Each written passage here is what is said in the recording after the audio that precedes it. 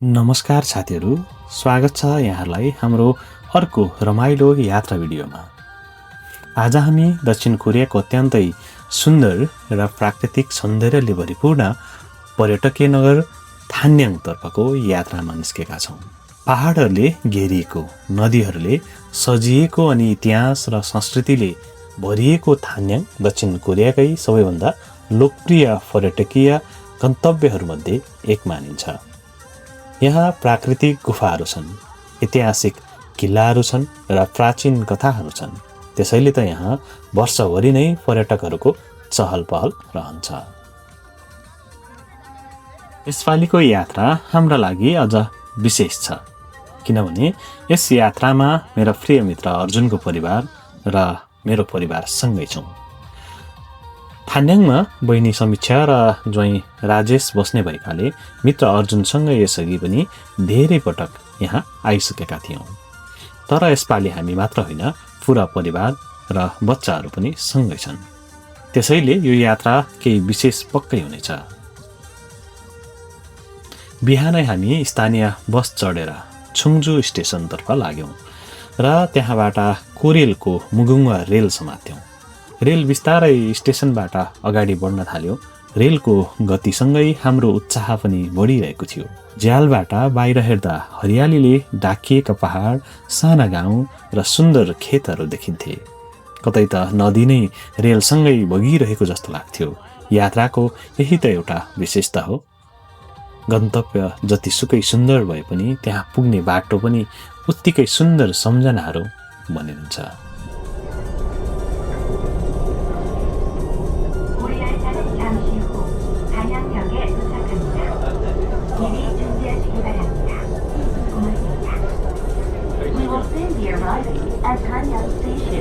यहाँ हुन्छ बहिनी आयो भने थाहा पाऊ। सामाइले बहिनीलाई सामाइले सुतेको रहेछ। ल दान्याङ झऱ्यो हामी अब चाहिँ होइन। समय बितेको पत्तै भएन। केही समयमा हामी थान्याङ स्टेसन पुग्यौँ। स्टेसनबाट फेरि स्थानीय बस चढेर बहिनी समीक्षा र ज्वाइँ राजेशको घरतर्फ लाग्यौँ। घर नजिक पुग्दै गर्दा मनमा एउटा छुट्टै खुसी महसुस भइरहेको थियो।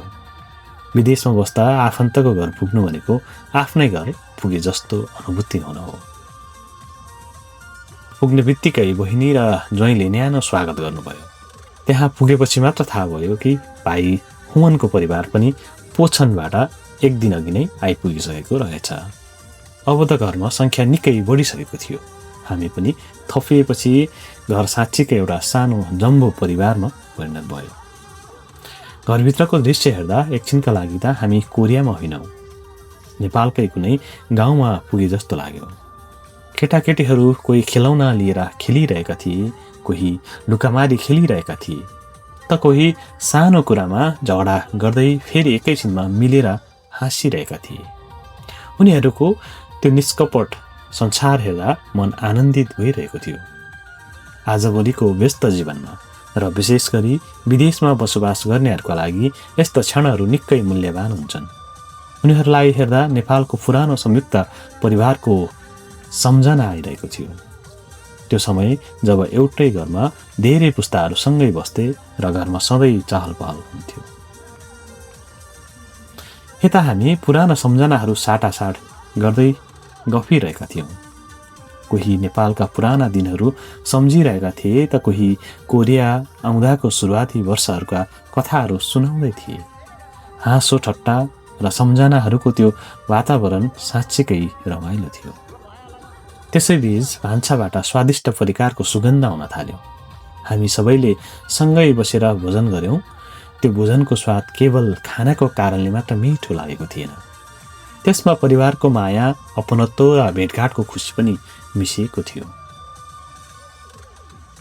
भोजनपछि केही बेर आराम गरेर हामी थान्याङको सबैभन्दा चर्चित पर्यटकीय स्थल ओन्दल पर्यटकीय क्षेत्रतर्फ निस्क्यौँ।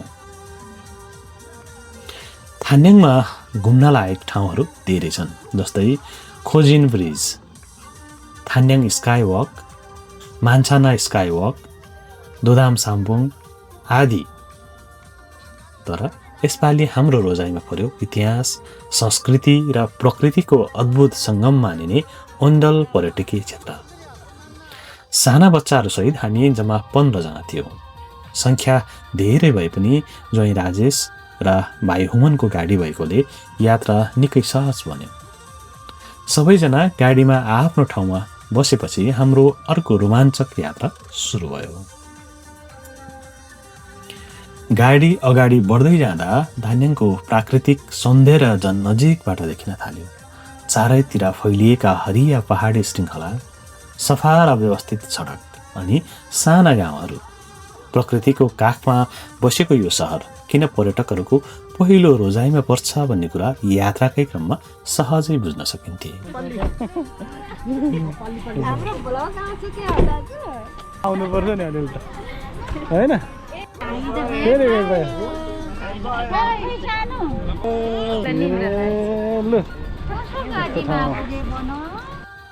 करिब 30 मिनटको यात्रापछि हामी ओन्डल पर्यटकीय क्षेत्रमा पुग्यौँ।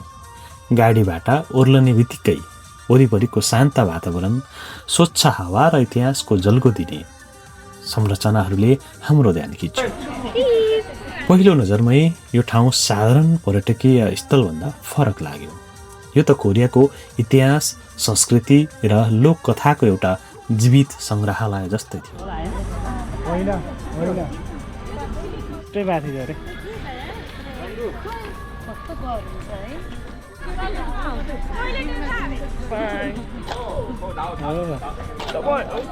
हेलो हेलो निन्दा लाग्यो हो?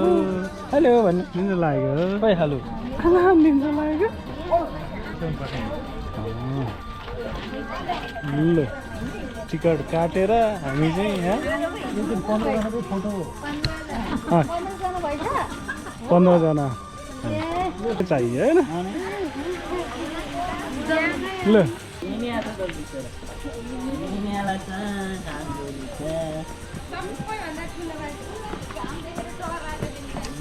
डर रह डर रह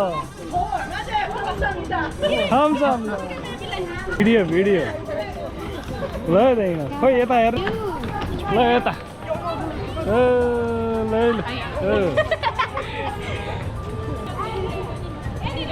सँगसँगै हिँड्ने है यहाँ पख पर्छ 2 जना पर्छ त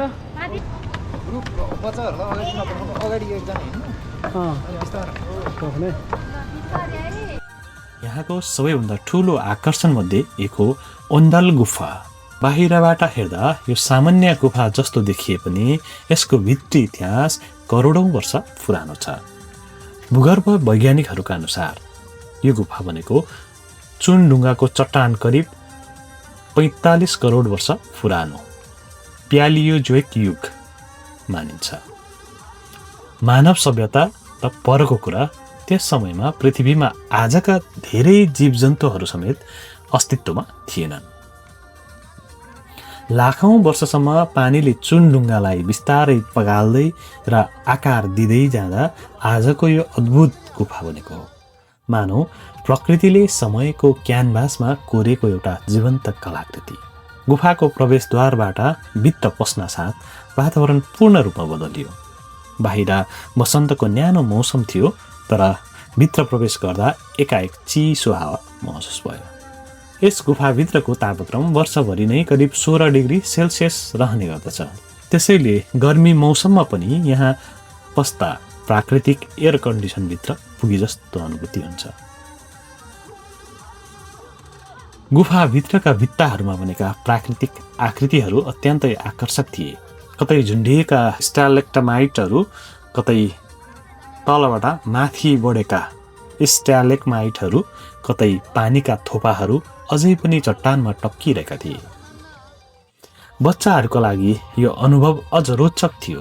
उनीहरूले जीवनमै पहिलोपटक यति ठुलो प्राकृतिक गुफा देखिरहेका थिए। नयाँ ठाउँहरू हेर्दै सिक्ने अवसर पाउनु नै त यात्राको सबैभन्दा सुन्दर पक्ष हो। बिस्तारै मैले भिडियो बनाउँदैछु। बिस्तारै छ अझै ठाउँ यस्तो डेन्जर रहेछ क्या। जाउँ बाटो छ कि रमाइलो पो हुन्छ त के यतिसम्म त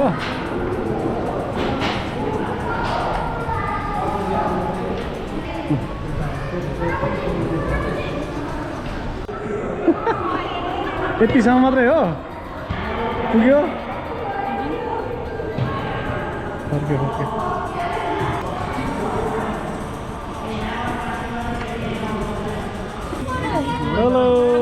ल क्यामेराबाट पनि हानौ न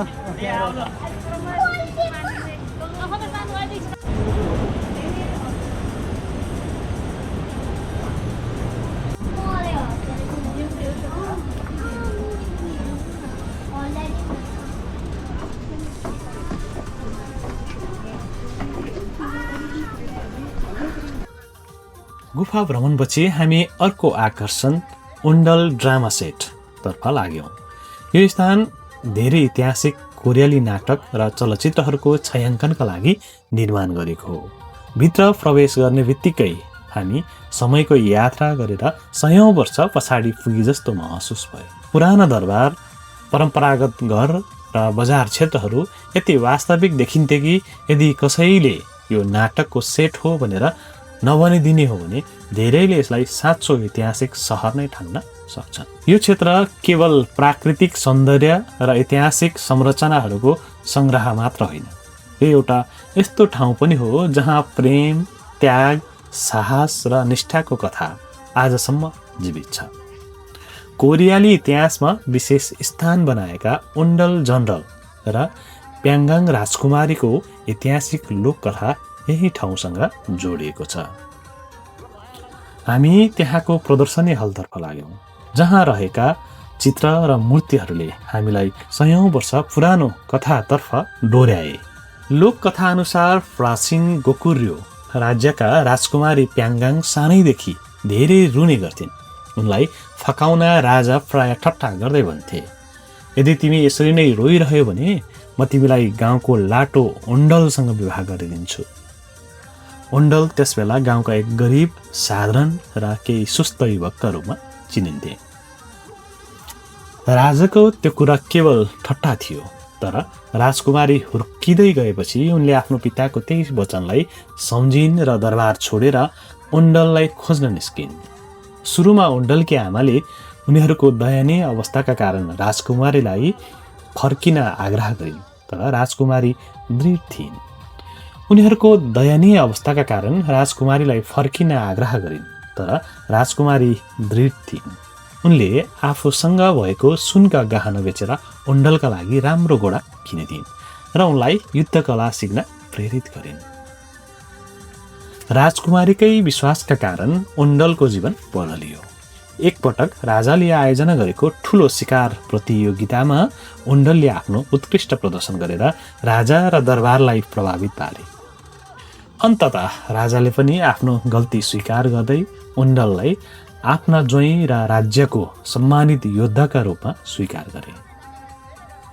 पछि सिल्ला राज्यसँगको युद्धमा जानु अघि उन्डलले प्रतिज्ञा गरेका थिए, यदि मैले घुमेको आच्छासन किल्ला फिर्ता ल्याउन सकिनँ भने म जीवित फर्किने छैन। उनी युद्धमा वीरगतिको क्षणसम्म लडे र शहीद भए। कथा अनुसार उनको शव राखिएको रथ अगाडि बढ्न मान्दै मानेनन्। जब राजकुमारी स्वयं युद्धभूमिमा पुगेर सबलाई सुमसुम्याउँदै भनिन्, तपाईको प्रतिज्ञा पूरा भयो, अब शान्तिको श्वास लिनुहोस्। तब मात्र रथ अगाडि बढ्यो। सायद यही कारणले आजसम्म पनि यो कथा प्रेम, विश्वास र देशभक्तिको अमर प्रतीकका रूपमा सम्झिन्छन्।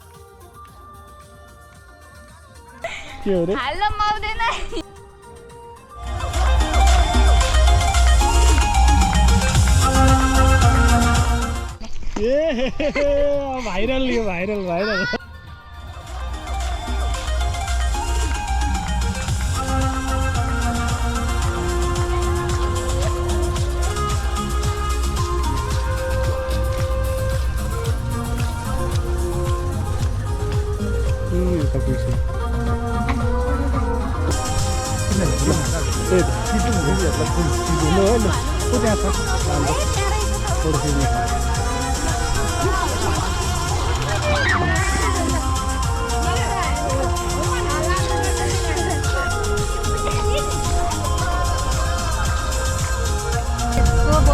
नदेख्ने कि केही नदेख्ने है त्यही भनेको केही नदेख्ने कता आएको जस्तो है ओन्डल पर्यटकीय क्षेत्रको भ्रमण सकेर फर्किँदा साँझ परिसकेको थियो। तर हाम्रो यात्रा अझै सकिएको थिएन। हामीले थान्याङको प्रसिद्ध सोबेकसान छोलचुक महोत्सव अवलोकन गर्ने अवसर पायौँ। कोरियन भाषामा छोलचुक भन्नाले गुलाबी रोयल अजेलिया फुललाई जनाउँछ। मानिसहरूको चहल पहल, उत्सवको माहौल र ढकमक्क फुलेका फुलहरूले सहरलाई निकै जीवन्त बनाएका थिए।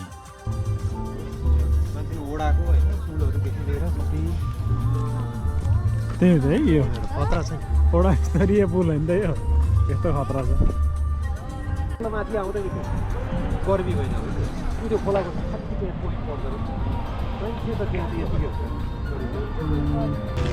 किनेर पनि लाने हो बेच्ने पनि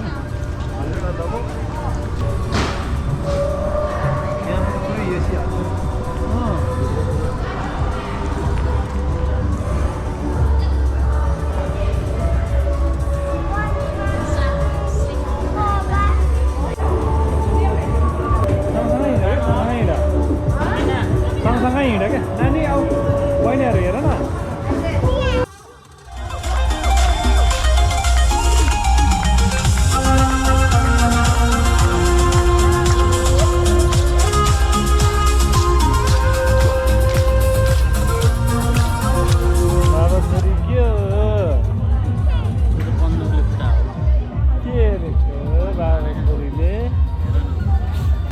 मामुसँग के गर्दै हो भान्जा बजारमा घुमिहालेको छ नि बजारमा घुमेको भन्नु नि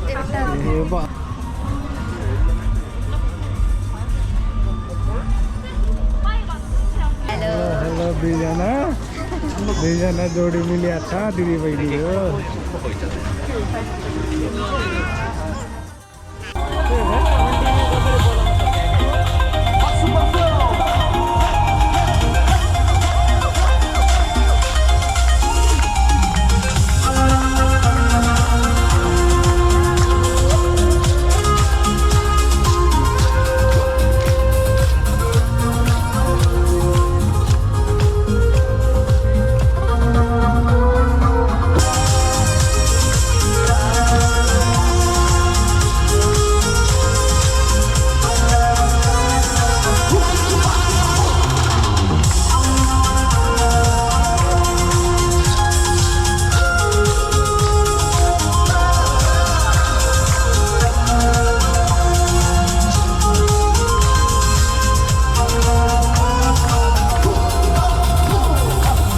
नामहान नदीको किनारै किनारा भएर आयौँ।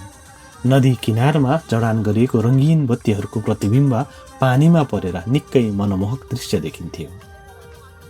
गाडीको झ्यालबाट त्यो रात्रिकालीन सौन्दर्य हेर्दा दिनभरिको सम्पूर्ण थकान एकैछिनमा हराए जस्तो भयो।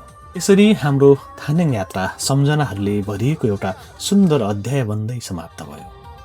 यो केवल एउटा घुमफिर मात्र थिएन, यो परिवारसँग बिताएको अमूल्य समय, इतिहाससँगको भेट अनि प्रकृतिसँगको साक्षात्कार थियो। दक्षिण कोरिया आएपछि हाम्रो परिवारको यो नै पहिलो लामो पारिवारिक यात्रा थियो। फर्किने क्रममा श्रीमतीले भनेको एउटा वाक्य अझै पनि मेरो मनमा गुन्जिरहन्छ। यसपालि बहिनी ज्वाइँकोमा गएर आउँदा त कोरियामै भए पनि माइतीको तिर्सना मेटिएर फर्किए। त्यो वाक्यले नै यस यात्राको सम्पूर्ण अर्थ प्रस्ट्याउँछ। किनभने कहिलेकाहीँ यात्रा भनेको केवल नयाँ ठाउँ हेर्नु मात्र होइन, आफन्तको माझमा आफ्नोपन भेटाउनु पनि हो। थान्याङले हामीलाई सुन्दर दृश्य दियो, पन्दालको कथाले प्रेरणा दियो र परिवारले यो यात्रालाई पूर्ण बनायो। यही मिठो सम्झनासहित आजको भिडियो यही समाप्त गर्छौँ। फेरि अर्को यात्रा, अर्को कथा र नयाँ अनुभवका साथ भेटौँला। धन्यवाद, नमस्कार।